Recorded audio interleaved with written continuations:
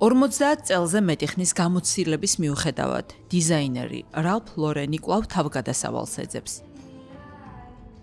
ლეგენდარულმა დიზაინერმა ნიუ-იორკში თავისი 2026 წლის შემოდგომის კოლექცია წარადგინა. ჩვენება მანჰეტენში, ისტორიულ შენობაში გაიმართა. ღონისძიებაზე კლასიკური ელეგანტურობა თანამედროვე დეტალებს ერწყმოდა. კოლექციაში წამყვანი იყო მიწისფერი ტონები, მდიდრული ქსოვილები და მეტალის აქცენტები, რომლებიც ქალის სიძლიერესა და სინაზეს ერთდროულად უსვამდა ხაზს. პოდიუმზე წარმოდგენილი იყო გრძელი ქვედაბოლოები, მორგებული პიჯაკები და მაღალყელიანი ბლუზები. ვერცხლისფერი ჯაჭვები და ბროშები კი კოლექციას თანამედროვე ხასიათს სცენდა. ჩვენებას ცნობილი სტუმრებიც ესწრებოდნენ. ღონისძიება სუპერმოდელმა ჯიჯი ჰადიდმა გახსნა.